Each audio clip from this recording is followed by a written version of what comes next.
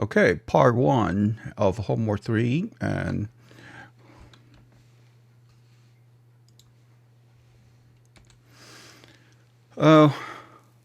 we kind of reviewed the workflow for part one, okay, quickly. And when the patient come in, okay, when the a patient come in and first hit the so-called reception. So on the top line, this is the station or server you might have. And the bottom portion is the action actually happening in the server, within the server. So corresponding to the server up there. And the patient hit the reception area, and then go into the nurse station to take a height and weight. A nurse take them to the exam room, and the patient undress, okay. Then trying to seize the doctor, delay for a period of time for exam and writing the order. And then you free the doctors. Then the patient dress and then go to the cashier area when both the receptionist and the cashier is basically the same area, and you trying to get the receptionist. You have two receptionist resources, and you share that between the reception area and the cashier. And you have one nurse taking the patient who has one exam room, have a exam room available. Only after they get their exam room, the nurse come to pick the patient up and do the height and weight, and then take them to the exam room. So you have 3 doctors. So you have 4 rooms actually in this area, but you only have 3 doctors. So these are the exercise we're going to have. Once the patient come into reception area, it gets the receptionist. It choose between one of the 2 receptionists. Then after the reception area registration is done, and patient has to get the room first, sees a free room. Then after he or she sees a room, and then they sees the nurse. Okay. I explain why I say room key over here instead of the physical room. We'll talk about that in a minute. Once you got a nurse, the nurse would, assuming to pick it up and bring it to the nurse station, take the information and measure height and weight. Then the nurse take the patients to the exam room.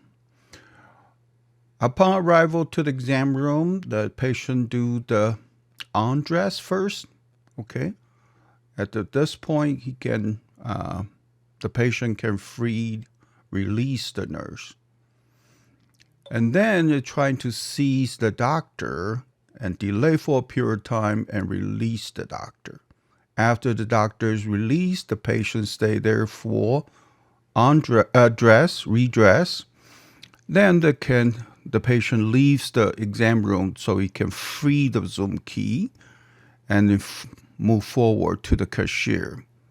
Once the patient arrives to the cashier, it gets another receptionist for payment.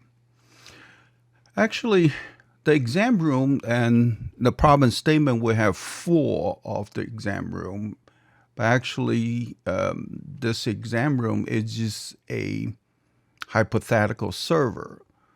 We need a dummy resource called room key. Since we're going to have a patient grab a free room right after finish with the reception registration, so we set up a dummy resources called room key, like a passport.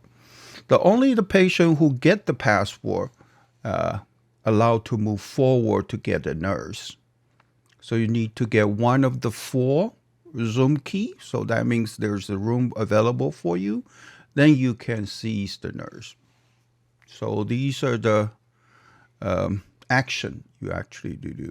Any question for me? If not, I can show you. These are the 5 different resources I have. Clerk 1, Clerk 2, you can rename it as receptionist. Okay. Resources nurse, resources exam room key, and resources from doctor. So the key point is you need to somehow seize the room first before you even before you start with a nurse station, for example. So you need to grab an exam room. Here what I have is actually on entering this workstation, I already seize a exam room key. All you can do is when you reach the output node of the reception, and you can seize the Zoom key. And then you seize the nurse after that within the nurse station. And then you go into the exam room, okay? And then within the exam room, you need to do undress, dress, seize the doctor, then dress. So after you're done with the exam room, and then you release the Zoom key. So this is one way of implement it. Let me show you another one I have. No, not this one. Okay. This is another one I have. Basically, is I'm using a nurse resources and 4 separate room. You can have 4 separate exam room. So when the patient got out of a server, actually sees the nurse, and then it goes to each one of the exam room. The nurse is processing the patient on the snow for height and weight and medical record. And the key resources, exam room key resources, is right here, and they have to be seized at the output node of receptionist. So this is the second type of implementation. And I show you another one. This is another implementation. Instead of 4 exam rooms, similar, I have 1 exam room resources, but you can see that the capacity for the exam room is actually equals to infinity. And basically using the dummy resources called resources exam room as the limitation for how many patients we're allowed to move forward moving into this exam room area. Question for me. I know various student has a very different implementation. So if you're, since this time is individual, if your model is identical to others and have exactly the same mistake, and you be in trouble, okay? So this is what I'm trying to tell you. Actually, 3 different students could have a 3 very different implementation, and in that regard. And I think this implementation actually using the nurse as a worker. Yeah, so if you run it, you see the nurses running around to take the patient from places to places.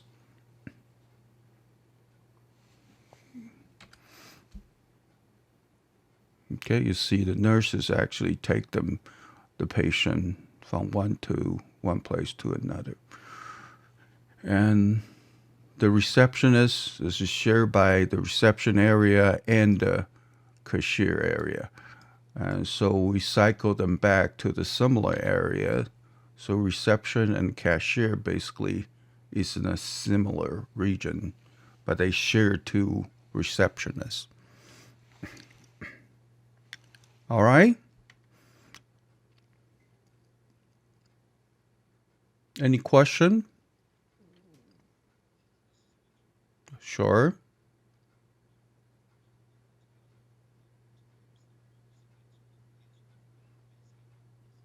That's part 2. I haven't got to that yet.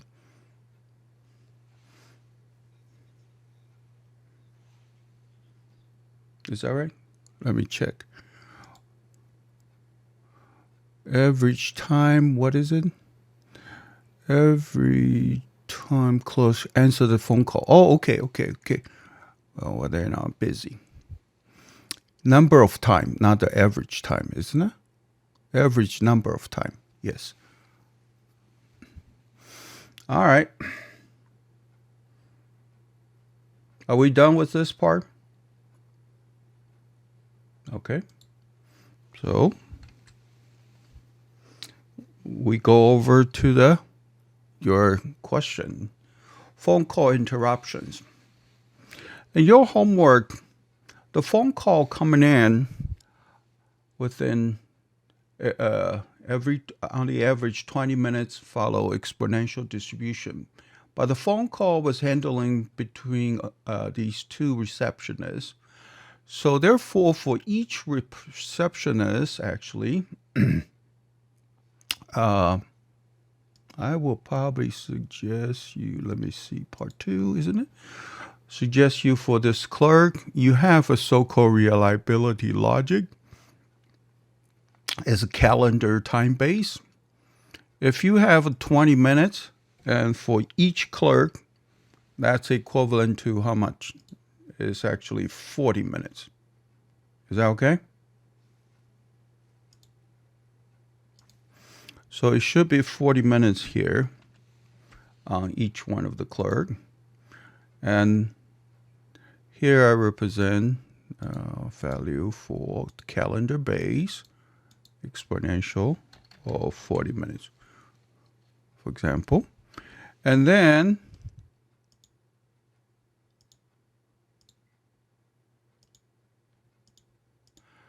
you answering time is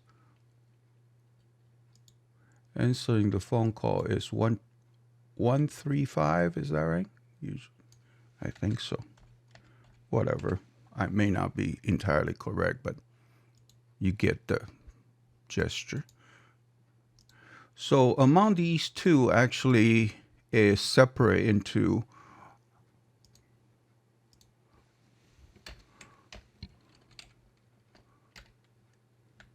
uh, 135, for example.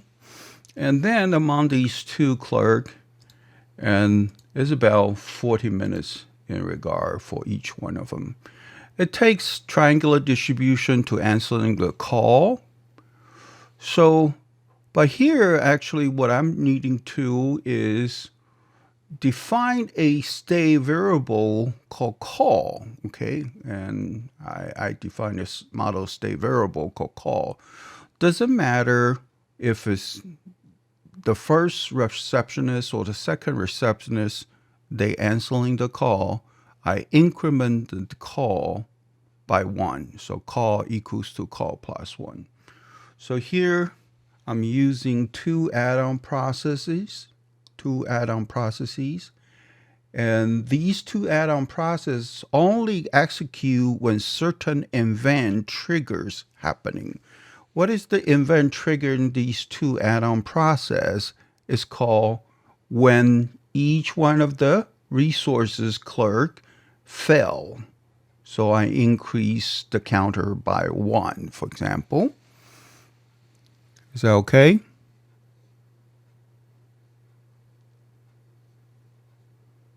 All right. So that's pretty much it for this question. So even though we are implementing the value as an interruption as using reliability logic, the reliability logic, as the lecture state, you can actually, the reliability using an event or using a count base or using a time base. So usage time base. So however usage for certain period of time, they get a value basically. And calendar time basis, however time period it is, it has a value. Or event count basis, a certain event happening for couple times. For example, you have a value for 3 times, and you have a product is out of tolerance for 3 times, and then you shut down the machine for maintenance, so on and so forth. So you have several different options. But in this particular case, we're just using a calendar time base. And since the phone call come in every 20 minutes on the average for each one of the clerk is equivalent to 40 minutes on the average because it's shared between both of them. All right. But each time it fails, we're using this add-on process to increment the counter by 1. So just make sure this are the event. You create a process and you choose which type of event this is happening to execute this add-on process. All right.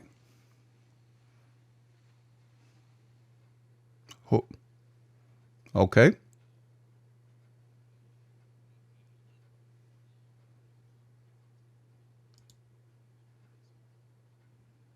It will be in the report for the failure portion.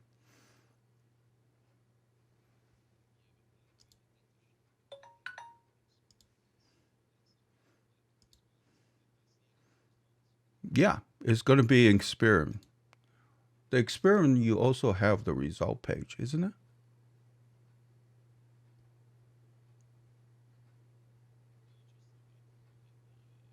Pivot grid is exactly the same thing as result, isn't it?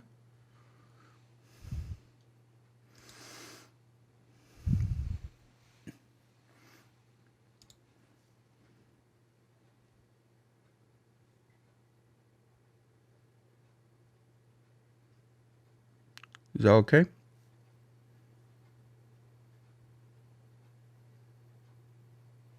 So you have a time fill busy, time fill, and these are when they are idle. This is time fill on when they are busy. So it happens 4 times for time fill when they are idle. Actually, 2 times for when they are busy. But this is for resource specific, okay?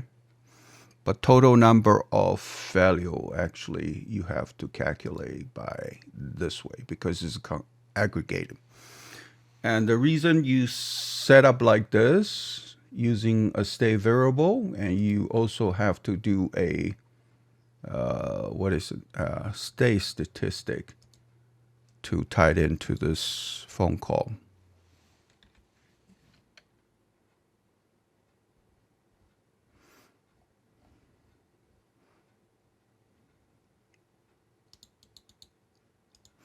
So you can get an average number of phone call in the experiment. Am I okay?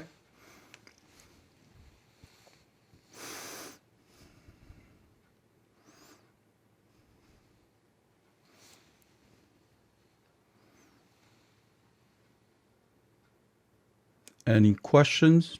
And for the part 2, for the scheduled arrival, appointment arrival, all you have to do is go into the table and create a appointment time. It's actually daytime property, and you give a specific time of the appointment showed up. And then in the source block, you say arrival table, okay, instead of time variant arrival rate, and giving that table's column, and that will be it. And you direct both type of arrivals into your system. Here I specify using two different entity actually. So I make sure these two entities don't mix, and I can prioritize inside my system and so on and so forth using two different entities.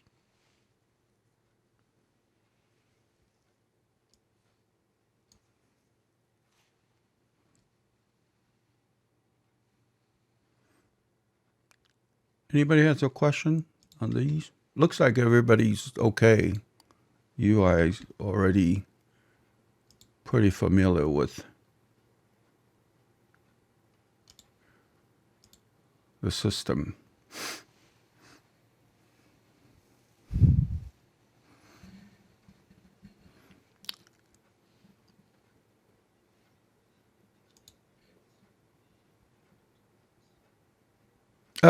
Oh, this one? Okay. And you say you going for appointment time, correct? Let me see if I have it somewhere.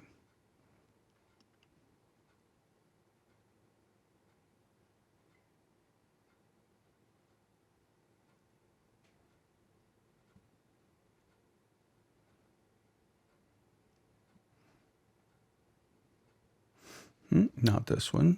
Let me look for part 2. Oh, not this one. Sorry.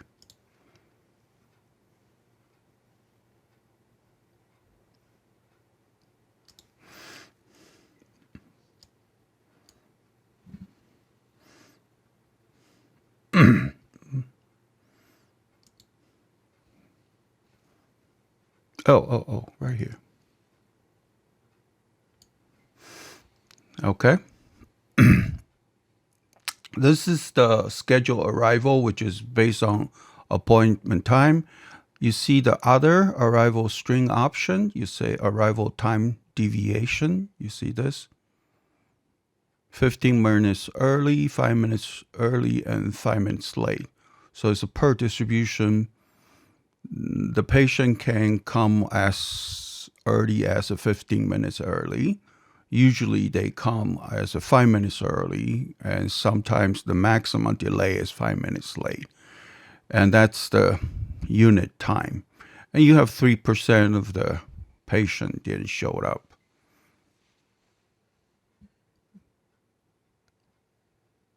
So that's the, so what do you call it? Other arrival string option. This changed, this version. Used to be just right beneath the, once you choose arrival table, they will show up. But here you have to expand this in this version. Kind of hidden. They tried to design so that the user interface looks a little bit cleaner, but actually sometimes it's confusing. You have to expand something to figure it out. All right. Did I answer most of your question? All right. I'm not going to take more of your time.